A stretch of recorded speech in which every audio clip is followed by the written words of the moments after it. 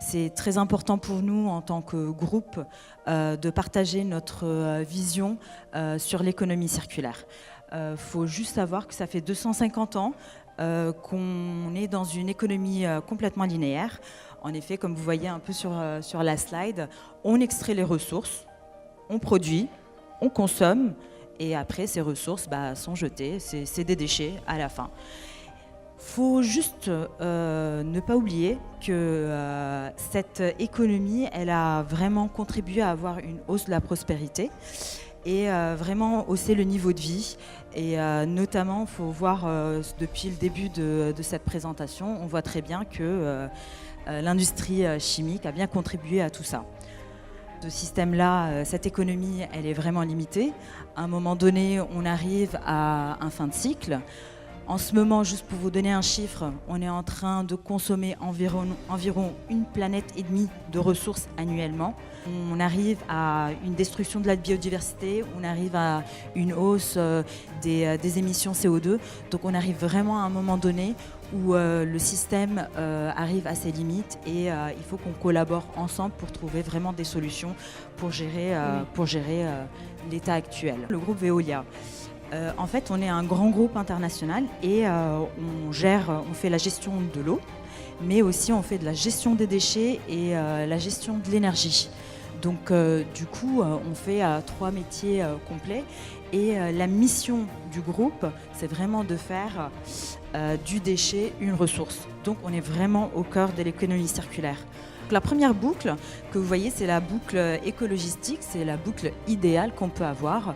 Donc je vais prendre par exemple la régénération des solvants, donc le recyclage des solvants. Par exemple, les industriels pharmaceutiques, eux, ils utilisent énormément de solvants. Et donc du coup, depuis plusieurs années, ils ont sur leur site, certaines industries pharmaceutiques, ils ont sur leur site des unités de régénération de solvants. Et ça, c'est vraiment l'idéal en termes d'économie circulaire parce qu'ils évitent d'envoyer leurs déchets de solvants dans des entreprises comme les nôtres pour traiter leurs déchets ou les valoriser énergétiquement. Donc là, on évite quoi que ce soit. Donc une ressource, donc un déchet devient la ressource du propre process. Ça fait tellement longtemps qu'il y a des industriels qui ont ce type de process sur leur site et en fait sans que ça soit forcément labellisé économie circulaire. Donc du coup là on en parle beaucoup plus, maintenant on les labellise, mais il y a beaucoup d'industriels qui en font mais sans forcément dire que c'est de l'économie circulaire. Ensuite vient la partie recyclage des matériaux et là, juste pour vous expliquer avec un cas concret, donc c'est le recyclage des bouteilles en plastique. Donc là, on les produit, on les consomme en tant que consommateur, en tant qu'individu, on les jette. Et donc qu'est-ce que fait... Dans les poubelles jaunes ? Bien sûr, surtout dans les poubelles jaunes, mais ça dépend aussi des villes. Ça peut être une poubelle autre couleur. En tout cas, on trie. Exactement, on trie. Et donc après, des sociétés comme les nôtres, ils vont collecter ces bouteilles, ils vont les trier et puis on va les recycler. Donc là, on fait rentrer dans un process mécanique et chimique pour faire des granulés de plastique qui peuvent être réinjectés dans les process des producteurs de bouteilles en PET.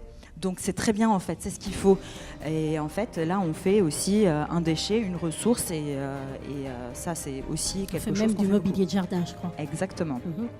Des déchets acides produits par des industriels dans la région qui sont repris par notre entreprise pour faire des réactifs et pour traiter les eaux usées. Donc clairement, en fait, c'est les déchets d'un industriel qui deviennent une ressource pour d'autres industriels. Et ça, c'est la symbiose industrielle.